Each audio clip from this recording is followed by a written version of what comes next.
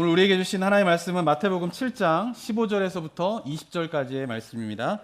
마태복음 7장 15절에서부터 20절까지의 말씀을 한번 교독해서 읽어보도록 하겠습니다. 제가 7장 15절부터 읽겠습니다. 거짓 선지자들을 삼가라. 양의 옷을 입고 너희에게 나오나 속에는 노략질하는 일이라.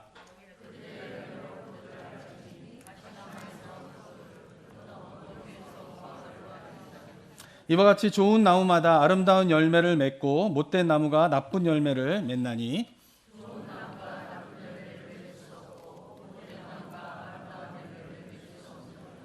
아름다운 열매를 맺지 아니하는 나무마다 찍혀 불에 던져지느니라. 이러므로 그들의 열매로 그들을 알리라. 아멘. 지난 시간에 마태복음 7장 13절과 14절의 말씀을 통하여서 예수님께서 좁은 문과 넓은 문을 구별하여서 넓은 문이 아닌 좁은 길을 가야 된다라고 하는 말씀에 대해서 묵상을 하였습니다. 근데 지난 시간에 말씀드린 것처럼 이게 좁은 문과 넓은 문을 구별하여서 가는 것이 생각보다는 쉽지 않습니다.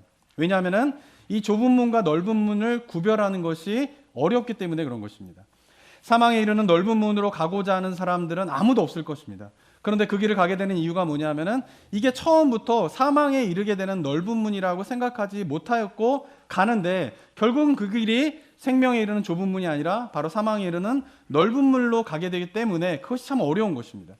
자, 그런데 사망에 이르는 넓은 문인지 그 다음에 생명에 이르는 좁은 문인지를 잘 구별하기 힘든 이유 중에 하나가 무엇 때문이냐면 바로 거짓 선지자 때문인 것입니다. 그래서 예수님께서는 7장 13절과 14절에서 좁은 문과 넓은 문을 구별하여서 좁은 문을 가라 라고 말씀하신 이후에 15절에서 바로 말씀하시는 게 뭐냐면 거짓 선지자를 삼가라 라고 말씀하고 계신 것입니다. 왜냐하면 거짓 선지자들이 사람들로 하여금 좁은 문이 아닌 넓은 문으로 인도하기 때문인 것입니다. 다시 말하면 좁은 문과 넓은 문을 구별하기 위해서는 무엇을 구별하면 되냐면 바로 선지자가 참 선지자인가 거짓 선지자인가를 구별하면 되는 것입니다. 그런데 이 좁은 문과 넓은 문을 구별하기 힘든 것처럼 참 선지자와 거짓 선지자를 구별하는 것 역시 쉽지 않습니다. 왜냐하면 이 거짓 선지자는 처음부터 하나님의 말씀이 아닌 이야기를 하는 것이 아니라 처음으로 어떻게 해요? 겉으로 보기에는 하나님의 말씀을 해요. 그렇기 때문에 어떻게 해요? 선지자로 보이는 것이에요. 그런데 이 선지자의 거짓 선지자의 입에서 나오는 말이 처음부터 하나님의 말씀이 아니라면 금방 이 사람 거짓 선지자구나 라고 눈치를 챌 것이지만 거짓 선지자는 어떻습니까? 처음에는 겉으로는 어떻게 해요? 하나님의 말씀을 하는 거예요. 그런데 실상은 어떻습니까? 그 하나님의 말씀을 약간 교묘하게 비틀어서 말하기 때문에 이것이 하나님의 말씀인지 아닌지를 헷갈리게 만들면서 거짓된 길로 인도하게 되는 것입니다. 마치 뱀이 하와를 유혹할 때와 똑같은 모습으로 우리에게 거짓 선지자가 나타나게 된다라고 하는 것입니다. 자, 뱀이 하와를 유혹할 때 처음에 했던 말이 무엇입니까? 창세기 3장 1절을 보면 이렇게 기록되어 있는데요. 한번 읽어볼까요? 시작. 그런데 뱀은 여호와 하나님이 지으신 들짐승 중에 가장 강교하니라.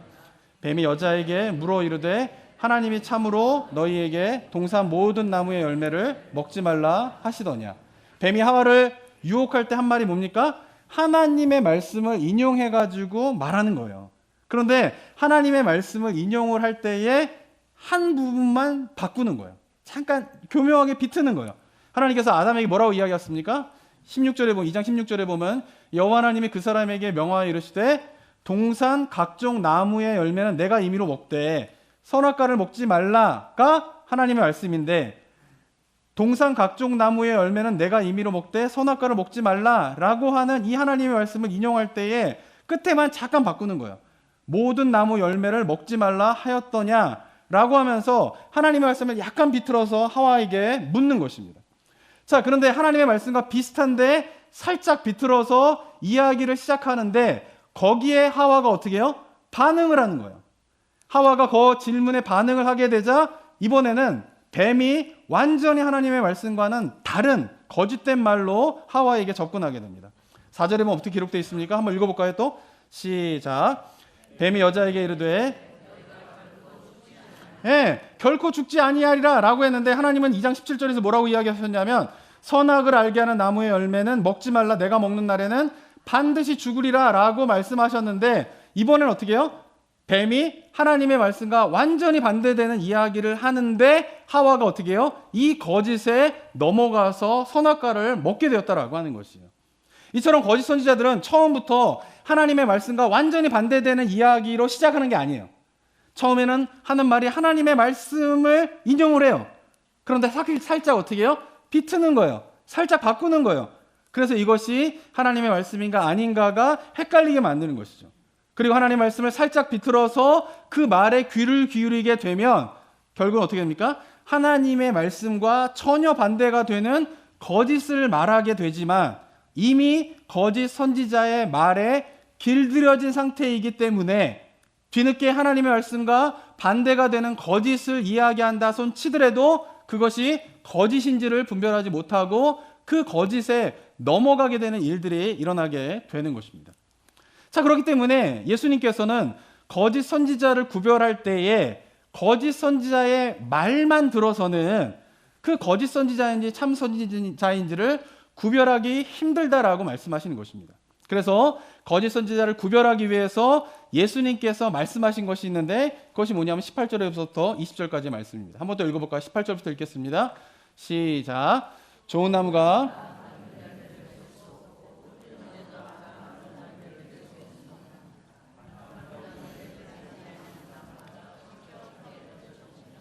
이러므로 그들의 열매로 그들을 알리라. 예수님께서는 거짓 선지자와 참 선지자를 구별한 방법으로 나무를 비유해서 이야기를 하십니다. 전 나무에 대해서 잘 모릅니다. 근데 우리 성도들 가운데 나무에 대해서 잘 아시는 분들을 보면은 나무 가지, 잎사귀 모양만 봐도 아 이게 무슨 나무다 이렇게 아시더라고요. 근데 저는 나무 모양만 봐가지고는 나무 가지, 뭐 잎사귀 이것만 봐가지고는 이게 무슨 나무인지를 모르는 나무에 대해서 문외한입니다. 그런데 저같이 초보자인 나무에 대한 초보자인 사람도 아 이게 무슨 나무구나, 이게 배나무구나, 이게 사과나무구나 쉽게 알 수 있는 방법이 있습니다. 뭐죠? 열매를 보면 아는 거예요. 배가 열려 있으면 아 배나무구나, 무화과가 열려 있으면 아 무화과구나. 그래도 배나 무화과는 구별할 수 있잖아요, 우리가 그죠? 그러니까 아 사과가 열리면 사과나무구나라고 구별할 수 있는 것이죠. 마찬가지로 거짓 선지자는 그가 하는 말로는 이것이 거짓 선지자인지 아닌지를 구별하기가 힘든데 그래서 거짓 선지자의 말에 넘어가 사망에 이르는 넓은 문으로 가는 사람들이 많은데 그런데 그런 거짓 선지자다라 할지라도 그가 하는 말이 아닌 그가 거짓 선지자인 것을 구별하는 방법은 뭐냐면 바로 그 사람의 열매를 보면 알 수 있다라고 하는 것입니다. 여기서 말하는 열매가 무엇일까요? 그것은 바로 말이 아닌 뭐예요? 행함이에요. 행함. 다시 바꿔 말하면 그 선지자의 말이 아니라 그의 행함, 즉 그의 삶을 보면은 이것이 거짓 선지자인지 참 선지자인지를 알 수 있다라고 하는 것입니다. 근데 이를 위해서 우리 성도님들이 반드시 해야 할 훈련 한 가지가 있어요. 그것은 뭐냐면은 성경 말씀을 깊이 깨닫는 훈련을 멈추지 말고 계속 하셔야 돼요. 주님 앞에 서게 되는 그날까지 평생 우리가 신앙생활하면서 가져야 될 중요한 신앙의 목표가 뭔지 아세요? 그것은 하나님의 말씀인 성경을 깊이 깨닫는 뭐예요? 훈련을 하는 거예요. 훈련을 하는 거예요. 그래야 거짓 선지자가 이야기하는 말이 참인지 거짓인지를 구별할 수 있고 하나님의 말씀인 성경을 깊이 있게 깨닫고자 하는 훈련을 해야지만이 그 선지자가 행하는 그 모습, 그의 삶을 보고 이 선지자가 거짓 선지자인지 참 선지자를 알 수 있다라고 하는 것입니다. 자, 이런 가운데에서 특별히 우리가 성도님들이 거짓 선지자를 삼가라 라고 하는 오늘 예수님의 말씀을 들으시면서 착각하지 말으셔야 될 것이 한 가지가 있습니다. 그것은 예수님께서 지금 오늘 본문에서 거짓 선지자라고 이야기하는 것이 이 시대 속에서 이단 교주와 같은 사람들만 이야기하고 있는 것이다라고 생각하면 큰 착각이에요. 물론 이 시대 가운데 이단 교주와 같은 사람들은 오늘 본문에서 이야기하고 있는 예수님께서 경고하고 계신 거짓 선지자인 것은 틀림없습니다. 하지만 예수님께서 말씀하시는 거짓 선지자는 이단 교주와 같이 교회 밖에 있는 자들만을 이야기하고 있는 것이 아니라 오늘 예수님께서 거짓 선지자를 이야기하고 있는 것은 바로 교회 안에 있는 거짓 선지자에 대한 이야기도 포함되어 있는 것입니다. 자, 그렇다면 교회 안에 있는 거짓 선지자는 누구일까요? 저는 하나님의 말씀이라고 설교를 하지만 성경과 전혀 상관이 없는 이야기를 하는 목사들의 설교를 많이 듣게 됩니다. 성경과 상관없는 세상 이야기, 성경과 상관없는 좋은 이야기, 아니면 웃기는 이야기로 가득 찬 설교를 하는 목사들을 많이 보게 됩니다. 이들이 누구입니까? 거짓 선지자예요. 저는 목사가 되면서 제 스스로에게 던진 중요한 질문 한 가지가 있었습니다. 그것은 뭐냐면 내가 앞으로 매주마다 설교를 하게 될 텐데 과연 내가 하는 설교가 왜 하나님의 말씀인가? 라고 하는 것입니다. 저는 모태신앙으로 태어나서 어렸을 때부터 교회를 거의 빠지지 않고 한 주도 빠지지 않고 지금까지 살아왔던 것 같아요. 제가 유일하게 교회를 빠졌던 기간은 딱 한 달입니다. 언제냐? 군대에서 훈련받을 때 한 달 동안 교회를 못 가게 해가지고 한 달 동안 교회를 못 가고 혼자 성경 말씀 보고 예배하고 그러면서 눈물을 뚝뚝 흘리면서 훈련소에서 그렇게 예배를 교회에 가지 못한 걸 빼놓고는 제 기억에는 주일날 예배를 빼먹은 적이 거의 없어요. 근데 어렸을 때부터 그렇게 예배를 빠지면 안 된다. 이것이 예배의 중요한 자세이다라고 배웠기 때문에 한 번도 예배를 빠지지 않고 예배를 드렸고요. 또 하나 예배를 드리면서 선생님들로부터 목사님들로부터 예배를 드릴 때 굉장히 중요한 자세 한 가지를 제가 교육받았습니다. 그것은 뭐냐면 예배 가운데에 목사님의 설교는 하나님의 말씀으로 받아들여야 된다라고 하는 것입니다. 저는 목사가 될 때까지는 이 말씀에 대해서 추호의 의심이나 질문을 던져본 적이 없어요. 당연하게 예배 가운데 들어가서 설교를 들을 때에 목사님의 말씀은 하나님의 말씀이다라고 하는 것을 받아들이면서 신앙생활을 해왔습니다. 그런데 제가 정작 목사가 되고 나서 저한테 문득 던져지는 질문이 있었어요. 그것은 뭐냐면 제가 설교자잖아요. 설교를 듣는 사람이 아니라. 설교를 하는데 내가 하는 설교가 왜 하나님의 말씀인가? 라고 하는 질문이 제게 던져지면서 굉장히 두려운 마음이 있었어요. 그러면서 제가 왜 내가 하는 설교, 내가 뭔데 내가 하는 설교가 과연 하나님의 말씀으로 성도들에게 가르쳐야 되는가? 어떻게 그것을 내가 이야기할 수 있는가에 대한 자신 있는 답변을 처음에는 찾지 못했습니다. 그런 가운데에서 그런 고민을 하면서 제가 찾은 대답은 무엇이냐면 내가 하는 설교가 성경이 이야기하는 그대로를 드러내는 설교이면 그것이 하나님의 말씀이 될 수 있다라고 하는 답을 찾았습니다. 왜냐하면 하나님의 말씀으로서의 최고의 권위는 어디에 있습니까? 성경에 있는 거예요. 이거 모르시나요? 하나님의 말씀으로서의 최고의 권위는 어디에 있어요? 성경에 있어요. 누가 물어보면 반드시 자신 있게 대답하셔야 돼요. 하나님의 말씀으로서의 최고의 권위는 어디에 있다고요? 성경에 있는 거예요. 성경에. 그러니까 내가 성경이 무엇이 이야기하고 있는지를 드러내고 그리고 난 다음에 그것을 오늘날 이 시대 가운데 내가 어떻게 살 것인가에 대한 것, 그리고 우리 성도님들이 그 성경에서 이야기하고 있는 것을 이 시대 가운데 어떻게 적용할 것인가에 대한 설교로 이어지게 된다라면 그 설교는 바로 하나님의 말씀이다라고 생각하게 된 것입니다. 그래서 제가 노력하고 애쓰는 것은 뭐냐면 성경의 본문 중심의 설교를 하려고 애쓰면서 지금까지 설교 준비를 하고 있는 것이에요. 그리고 특별히 제가 성경 본문의 순서에 따라 설교를 하는 이유도 여기에 있습니다. 저는 설교를 할 때에 책을 하나 정합니다. 마태복음이면 마태복음 1장부터 순서대로 나갑니다. 이유가 무엇 때문이냐면은 많은 설교자들이 설교를 준비할 때 이렇게 하는 경우가 많이 있습니다. 오늘 무슨 설교를 할까? 이번 주에 무슨 설교를 할까? 그래서 머릿속에 떠오르는 생각이 있으면은 그것에 맞는 본문을 찾습니다. 근데 저는 이것이 위험하다고 생각이 들어요.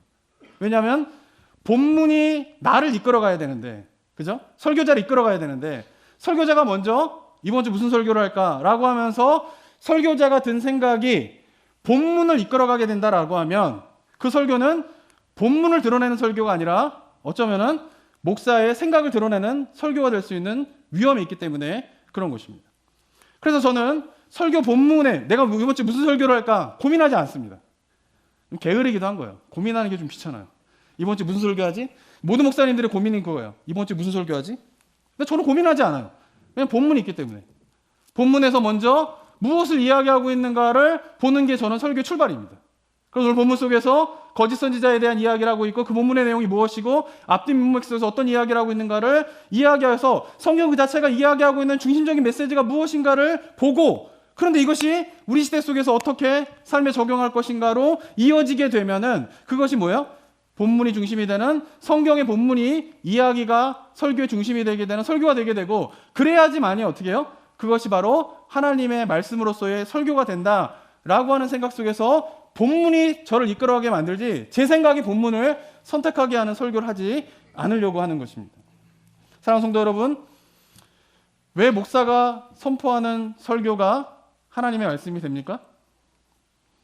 이 질문에 대해서 우리 성도님들도 반드시 대답을 하셔야 돼요. 그것은 목사가 하는 설교가 뭐에 대한 이야기를 하고 있기 때문에 그런 거예요? 성경에 대한 이야기를 하고 있기 때문에 목사의 설교가 하나님의 말씀으로 받아들이시는 거예요. 근데 그게 아니라 목사로 안수를 받았기 때문에 목사가 하는 설교가 하나님의 말씀이 된다라고 생각하면 안 되는 거예요. 이 차이를 잘 구분하셔야 돼요. 왜냐하면 이게 바로 중세 교회가 타락으로 가게 된 결정적인 이유인 것이에요. 중세의 로마 캐톨릭의 하나님의 말씀으로서의 최고의 권위는 어디에 있었습니까? 성경이 아니에요. 교황이 뭐야? 로마 교황이 뭐요? 하나님의 말씀으로서 최고의 권위가 있는 거예요. 그러니까 성경이 이야기하고 있는 것으로 하나님의 말씀을 받아들이는 게 아니라 교황이 무슨 말을 이야기하고 있는가가 뭐예요? 하나님의 말씀으로 받아들인 거예요. 성경 그 자체보다도 교황이 성경을 어떻게 해석하고 있느냐가 더 권위에 있었던 거예요. 하나님의 말씀으로서의 최고의 권위는 성경에 있는 것이 아니라 성경을 교황이 어떻게 해석할 것인가에 있었고, 그것이 바로 중세 로마 카톨릭의 교회의 타락을 이끌었다라고 하는 것입니다. 그러나 이런 문제들에 대해서 종교개혁자들은 종교개혁을 일으키게 되면서 더 이상 뭐예요? 교황이기 때문에 그가 하는 말이 하나님의 말씀이 되는 것이 아니라 성경을 해석하는 가운데에서 성경이 드러나게 될 때에 그것이 바로 하나님의 말씀이 된다라고 하면서 예배에 대한 관점을 완전히 중세 캐톨릭과 다른 관점으로 종교개혁의 예배가 드려지게 되면서 개혁이 일어나게 되었다라고 하는 것입니다. 목사로 세움을 받아도 성경이 이야기하는 것을 담아내는 설교가 아니면 그것은 하나님의 말씀이 아니에요.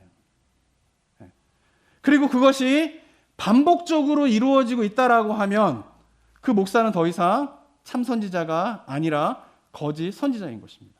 왜냐하면 설교는 하나님의 말씀이 드러나야 되는데 그러한 설교는 하나님의 말씀인 성경이 드러나는 것이 아니라 목사 자신의 생각들의 나열이기 때문에 그런 것입니다. 하지만 한국교회 얼마나 많은 목사가 성경이 아닌 다른 이야기들로 채운 설교를 행하고 있는지 모릅니다. 저는 기독교 방송 설교를 잘 듣진 않지만 어쩌다 텔레비를 이렇게 보다 보면은 CGN TV가 이렇게 가끔 잡힐 때가 있습니다. 그러면 이제 설교를 들어보면은 너무 좋은 설교를 잘하시는, 성경 본문에 충실한 설교를 하시는 목사님들 계셔서 참 은혜롭게 저도 들을 때가 있지만 어떨 때는 설교를 듣다 막 짜증이 나요. 왜냐하면은 성경 본문을 읽어놓고 난 다음에 성경 본문과 전혀 상관없는 이야기로 설교가 채워지는 설교를 하는 분들이 너무나 많이 있기 때문에 그런 것이죠. 왜 이런 일들이 일어나게 됩니까? 또한 하나님의 뜻이라고 성도들에게 순종을 강요하지만 그러나 실상은 자신의 욕망을 채우려고 하는 목사들도 참 많이 있습니다. 그래서 하나님의 이름을 파는 목사들을 주의하셔야 돼요. 특별히 이게 하나님의 뜻입니다 라고 강조하는 목사들은 조심하셔야 돼요. 그리고 특별히 마치 내가 100% 하나님의 뜻을 알고 있는 것처럼 자신 있게 말하는 목사들은 제가 볼 땐 90%, 100%는 거짓 선지자입니다. 어떻게 하나님의 뜻을 목사가 100% 알 수 있습니까? 그게 가능합니까? 가능해요? 누가 이런 질문을 던지게 된다면 불가능하다고 자신 있게 얘기하세요. 100% 하나님의 뜻을 알고 있는 목사가 어디 있습니까? 근데 마치 100% 하나님의 뜻을 알고 있는 것처럼 자기가 이것이 하나님의 뜻입니다 라고 이야기하는 목사가 얼마나 많이 있는지, 자기가 하나님인 거예요. 또한 안타까운 것은 하나님도 까불면 죽어 라고 말하는 목사가 한국에 있는데 여전히 목회를 하고 있습니다. 그를 지지하고 그를 따르는 사람들이 너무나 많이 있어요. 이게 현실이에요. 왜 이런 일들이 자꾸만 일어나게 됩니까? 그것은 바로 성도들이 성경을 깊이 깨닫는 훈련을 하지 않았기 때문에 그런 것이에요. 목사가 설교를 하면은 성도님들이 이제는 분별을 하셔야 돼요. 옛날하고 달라요. 옛날에 우리 선배 목사님들은 다 훌륭한 목사님들만 있었기 때문에 그냥 그 목사님들은 다 성경에 충실한 설교를 하셨어요.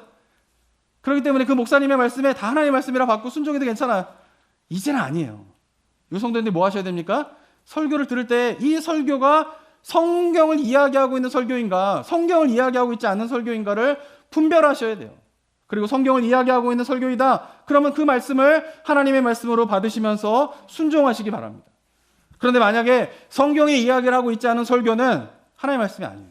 그리고 그것이 반복적으로 계속적으로 설교와 성경 본문과 상관없는 설교를 하고 있는 목사가 있다라고 하면 그것은 뭐예요?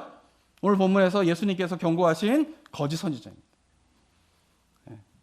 제가 위험한 말을 하는 거예요. 그런데 안타까운 것은 뭐냐면 성도들이 성경을 깨닫는 훈련이 되어 있지 않으니까 목사가 하는 설교가 성경에 근거한 말씀인지 아닌지를 분별하지 못하는 거예요. 그리고 기름 부은 목사님이니까 목사님이 하시는 말씀은 다 옳다라고 생각을 합니다. 다 하나님의 말씀이라고 생각을 하는 거죠. 그래서 순종해야 된다라고 하는 신앙이 좋은 신앙이다라고 이야기를 하고 있습니다. 이것이 무엇입니까? 하나님의 말씀의 기준을 성경에다 두는 것이 아니라 목사라고 하는 사람의 기준을 두고 있는 거예요. 이 차이를 잘 하셔야 돼요. 그렇다면 이제 설교를 들을 때마다 비판을 해라 이런 이야기를 하는 게 아니에요. 무슨 말인지 아시겠습니까? 근데 이게 아니라 하나님의 말씀의 기준을 성경에다 두지 않고 목사라고 하는 사람에다 자꾸 두기 때문에 어떤 일이 벌어지냐 하면은 끊임없이 이단 교주가 한국 사회에서 나오는 거예요. 그리고 그 이단 교주를 따르는 대부분의 사람들은 교회를 한 번도 안 다니던 사람들이 그 이단 교주를 따르게 되는 것이 아니라 신앙생활을 잘하고 교회에 익숙한 사람들이 어떻게 해요? 이단 교주를 따르게 되는 거예요. 그 이유가 뭐예요? 하나님의 말씀의 권위가 성경에 있지 않고 뭐예요? 목사라고 하는 사람이 있기 때문에 그렇다라고 하는 것이에요. 하나님도 까불면 죽어 라고 하는 목사가 뭐예요? 여전히 뭐예요? 목회를 하고 있는 현실이 뭐예요? 우리 나라 한국교회의 현실인 거예요. 그리스도인들도 그런 말을 해서는 안 되는데 어떻게 목사인 사람이 그런 말을 하는데 사람들이 거기에 대다고 좋아해요. 웃기다 그래요. 환호를 합니다. 왜 이런 일이 일어나냐는 거예요. 그리고 성경을 읽어놓고 성경의 내용과는 상관없는 내용으로 설교를 하는 목사들이 끊임없이 나오고 있어요. 왜 이런 일들이 나오냐는 것이죠. 그것은 바로 목사이기 때문에, 안수받은 목사이기 때문에 목사가 하는 말은 다 하나님의 말씀이 된다라고 잘못된 신앙관을 가지고 있기 때문에 그런 것입니다. 그게 아니에요. 성경의 말씀을 이야기하기 때문에 목사의 설교가 뭐예요? 하나님의 말씀으로 받아들여져야 하는 것입니다. 이 사실은 저를 비롯한 설교자가 매주 설교를 준비하면서 항상 질문을 던져야 되는 질문이에요. 내가 하는 설교가 왜 하나님의 말씀인가? 내가 과연 이 설교를 준비하면서 이것이 성경에 있는 이야기를 드러내고 있는 건가에 대해서 목사들은 항상 이 질문을 던져야 돼요. 그리고 이 질문에 대해서 답을 못하게 되는 순간 멀쩡하던 목사도 거짓 선지자가 되는 거예요. 저도 그럴 위험에 있는 거예요. 만약에 제가 본문과 상관없는 자꾸 이야기하고 막 이러면 한 주는 봐주시기 바랍니다. 근데 2주, 3주 계속 반복돼서 제가 그런 설교하고 있다면 저한테 와서 이러게 하세요. 이야기하셔야 돼요. 하나님 말씀이 아니지 않습니까? 그거는. 그건 목사님 생각이시잖아요. 라고 이야기해 주셔야 돼요. 그래야지 교회가 건강해지게 되는 것입니다. 그런데 그런 생각을 갖지 못하는 거죠. 근데 이런 걸 하기 위해서는 어떻게 해요? 목사만이 매주마다 이것이 왜 하나님의 말씀인가에 대한 질문을 던지면서 설교를 준비할 것이 아니라 설교를 듣는 성도님들도 이것이 왜 하나님의 말씀인가에 대한 질문을 던지셔야 돼요. 성경 본문에서 이야기하고 있는 것을 이야기하고 있다라고 하면 어떻게 해요? 하나님의 말씀으로 받으시면서 그 말씀에 순종하시기 바랍니다. 그게 만약에 성경에 기록된 말씀이면 토달지 마세요.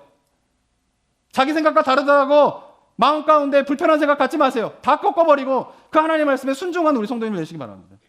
근데 그것이 만약에 성경에서 이야기하고 있는 말씀을 드러내고 있지 못하다라고 하면은 그 목사의 설교를 듣지 말으시기 바랍니다. 근데 이를 위해서 뭐가 필요합니까? 우리 성도님들이 성경을 잘 알아야 돼요. 성경 말씀으로 거짓 선지자를 분별할 수 있어야 돼요. 그래야지 사망에 이르는 넓은 문이 아니라 생명에 이르는 좁은 문으로 우리가 들어갈 수 있게 되는 것입니다. 요한계시록에 보면은 7개의 교회가 나오게 됩니다. 그 가운데 에베소 교회가 나오게 되는데 이 에베소 교회가 예수님으로부터 칭찬받은 모습이 바로 이러한 모습이에요.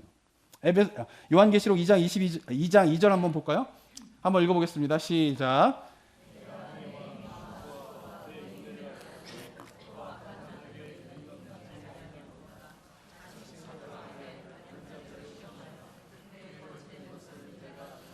우리 성도님들 보통 에베소 교회는 첫사랑을 잊어버렸느니라라고 하는 책망의 말씀만을 많이 기억하는데 에베소 교회는 책망을 받기 전에 먼저 칭찬을 받았던 교회입니다.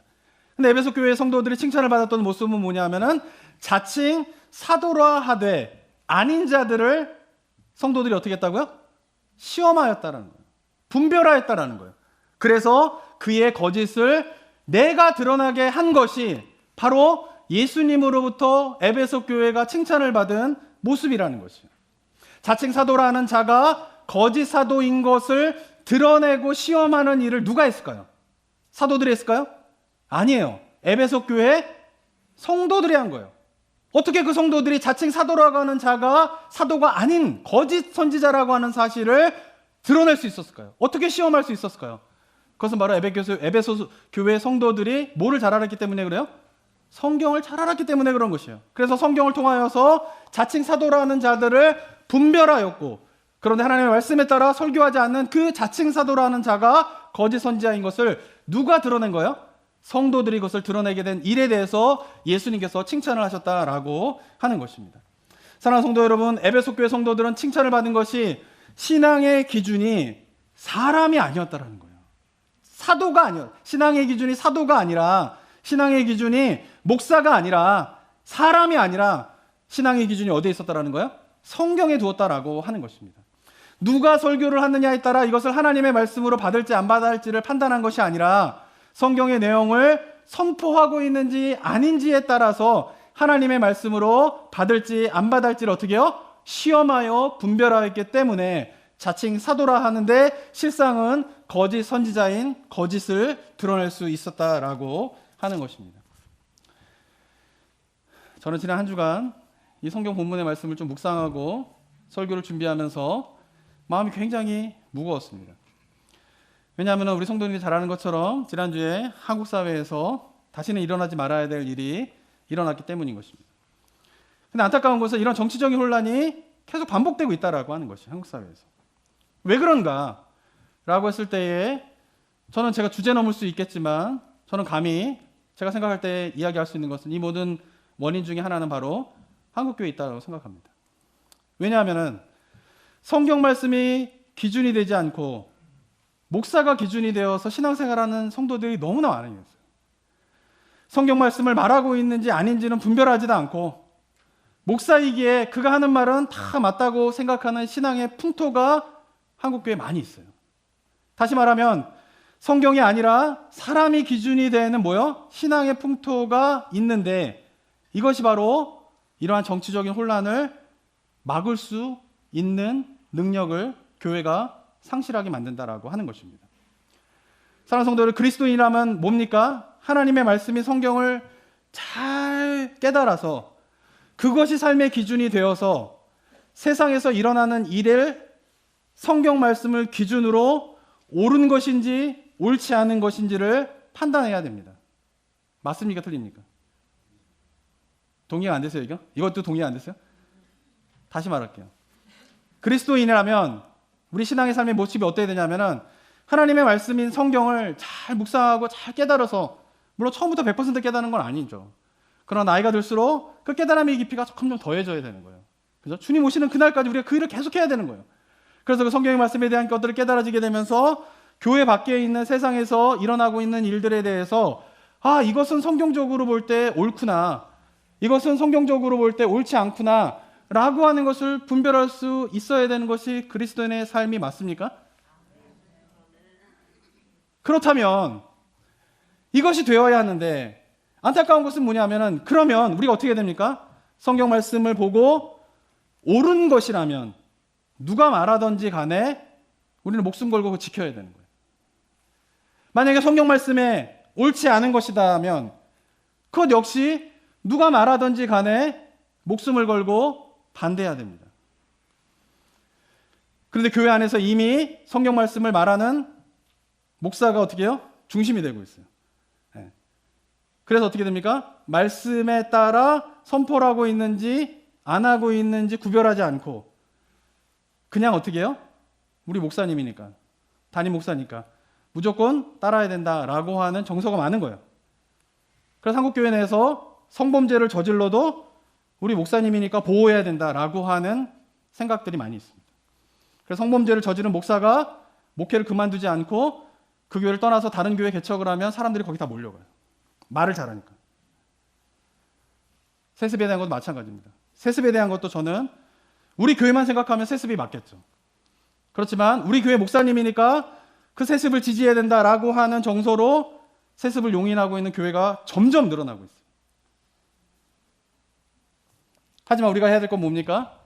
목사이기 때문이 아니라 목사가 하나님의 말씀인 성경에 대한 이야기를 하고 있기 때문에 그분을 하나님의 사람으로 인정하고 순종해야 되는 것이고, 만약에 그분이 하나님 말씀에 따라 설교하고 말하는 것이 아니면은 어떻게 해요?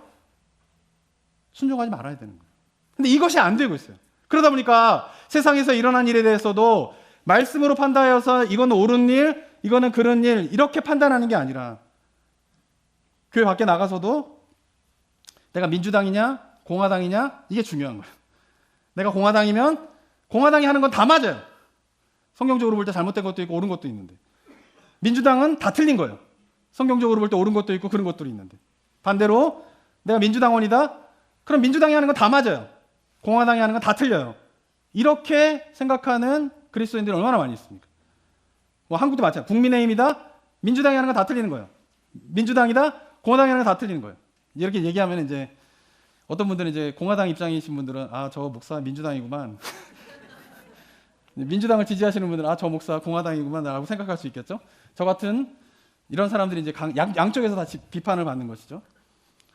근데 저는 그리스도인이라면 내가 공화당이냐 민주당이냐 국민의힘이냐 민주당이냐 이런 것이 나의 판단의 기준이 되는 것이 아니라 하나님의 말씀으로 지금 정치가 올바르게 하나님의 말씀에 따라 이루어지고 있느냐 아니고 있느냐를 분별하여서 판단할 수 있어야 된다라고 하는 것이죠.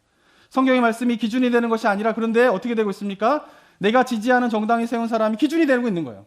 자신이 지지하는 사람이 비성경적인 행동과 말을 해도 그냥 그 사람이 맞다라고 이야기하는 거예요. 그래야 된다라고 생각하는 거죠.